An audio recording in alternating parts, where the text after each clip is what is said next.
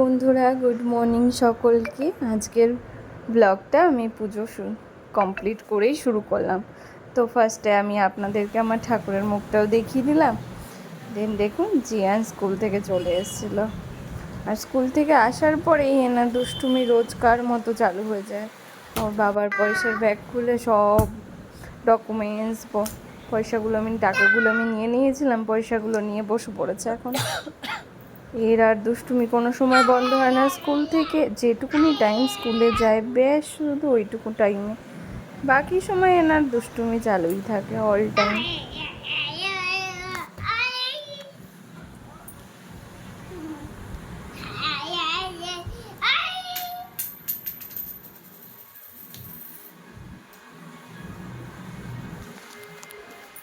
আর এনাকে দেখুন, হেনি চুপ করে বসে না ভাইয়ের কথাগুলো শুনছে মন দিয়ে, একদম মন দিয়ে চুপ করে বসে থাকে আর সব শুনতে থাকে, কে কি বলছে না বলছে, কানটা খাড়া করে করে কথাগুলো শুনতেই থাকে।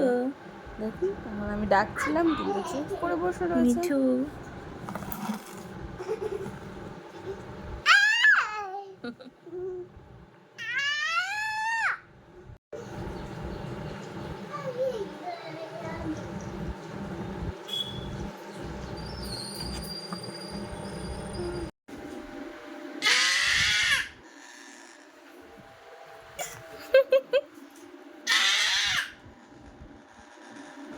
আর এই দেখুন, এখানে জিয়ান্সও বলছে আর সাথে টিয়া পাখিটাও বলছে।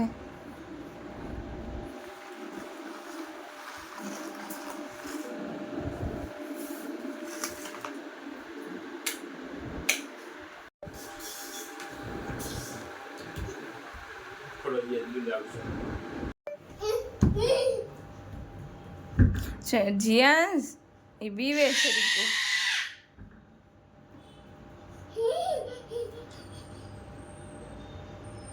এখানে আমি না কিছুটা আচার ওপরে রেখে দিয়েছিলাম, কিন্তু আচারটা খুলে দেখলাম ঠিক নেই খুব একটা, তাই আবার ফ্রিজে ভরে দিলাম যাতে নষ্ট না হয়ে যায়। আজকের ওয়েদারটা ভীষণ ভালো, একটু বৃষ্টি বৃষ্টি হয়েছে কিন্তু খুব একটা গরম নেই এখানে এখন আর রাজকোটে। কালকের থেকেই বৃষ্টিটা হয়েছে, সেই কারণে আজকে একটু বেশ ঠান্ডা ঠান্ডা আছে। আর এই যে দেখুন, জিয়ান্স তার ঠাকুমার সাথে দুষ্টুমি আর ঝগড়া ঝাঁটি মারামারি এইসব লেগেই রয়েছে। ঠাকুমাকে কিছু বললেই ঠাকুমার ওপর রেগে যায়। আর দেখুন, এরকম করে শুরু করেছে, ওর ঠাকুমাও হাসি খুশিতে খেলছে আর ও রেগে মেগে ঠাকুমার সাথে দুষ্টুমি শুরু করে দিয়েছে। বিড়ালের মতো করছিস জিয়ান্স তুই তো।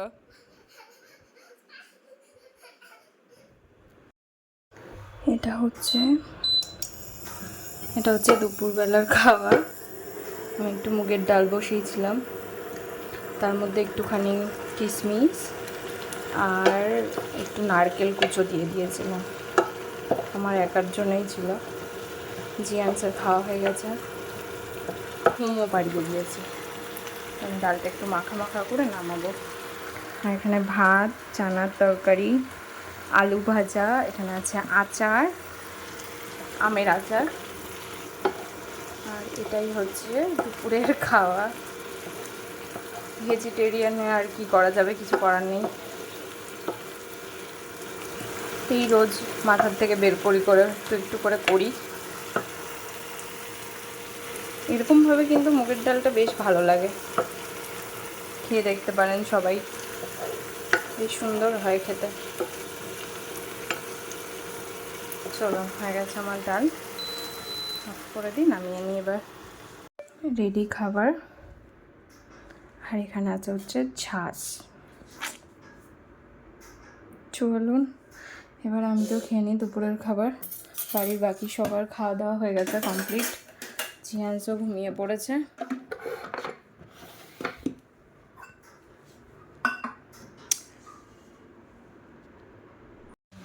এই যে দেখুন, বিকেল হয়ে গেছে আর আমি বিকেলবেলায় রান্না করে এসেই খুব বৃষ্টি হচ্ছিল, তো দেখলাম দুটো কলাও পড়েছিল। আমার কি জানি হঠাৎ করে মনে হলো একটু মালপোয়া, কলার বড়া বানানোর জন্য।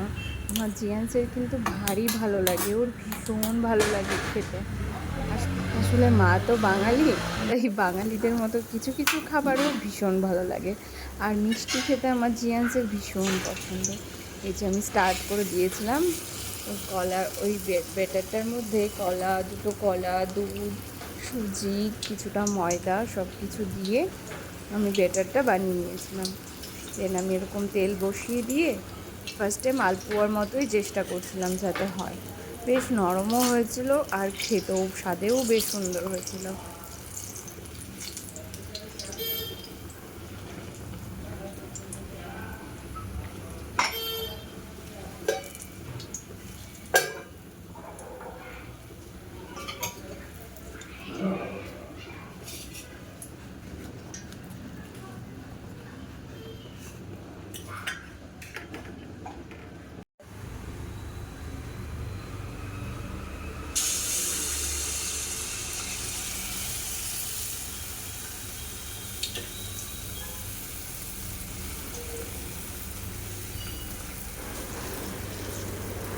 এরকম একটা একটা করে আমি এক একটা করে মালপোয়া বানাচ্ছিলাম। আর মাঝখানে আমার শাশুড়ি মা এসেছিলেন, এসে বললেন কী বানাচ্ছি সেটা।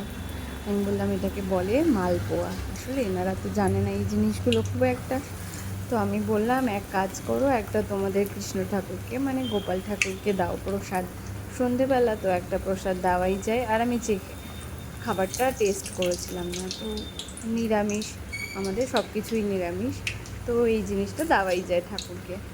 তো তাই জন্য আমার শাশুড়ি মা একটা নিয়েও গেল, নিয়ে গিয়ে উনি আগে ঠাকুরকে দিলেন, তারপরে আমার জিয়ান্সকে। আর জিয়ান্সের বাবাও একটা দুটো ট্রাই করছে। মালপোয়াগুলো না আমরা জলটা, তেলটা যখন ঝরাচ্ছিলাম না তখন একটু চেপতে চেপতে যাচ্ছিল, কিন্তু ছিল খুবই নরম। দেখুন এরকম বেশ সুন্দর হয়ে গেছিলো। এরকম 4-5টা আরও নিয়ে গেছে আমার শাশুড়ি মা, এরকম চেপটে ভীষণ যাচ্ছিলো। দিয়ে এক একটা করে স্টার্ট করে এক একটা করে করতে থাকলাম। আর বাড়ির সবাইও সাথে সাথে খাওয়াও শুরু করে দিয়েছিল। সবাই খাচ্ছিল আর আমি বানাচ্ছিলাম। বাড়ির বাইরে প্রচণ্ড বৃষ্টি হচ্ছিলো সন্ধেবেলার টাইম, কিন্তু এখানে বৃষ্টি ভীষণ জোরে নেমেছিল।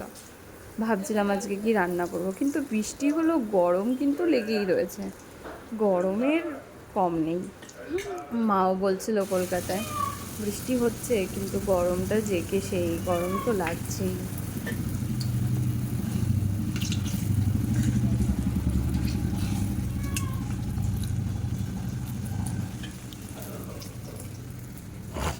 আহা, কি সুন্দর ফুলেছে।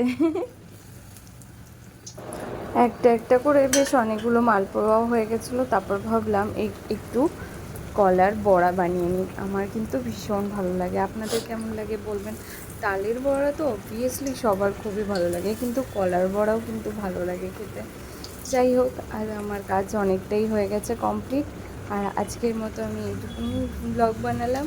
যদি আপনাদের সবার পছন্দ হয় তাহলে একটা লাইক কমেন্ট অবশ্যই করে দেবেন। ততক্ষণ আপনারা সবাই সুস্থ থাকবেন। কালকে আমি আবার আরেকটি নতুন ব্লগের সাথে আপনাদের সাথে দেখা হবে। ধন্যবাদ।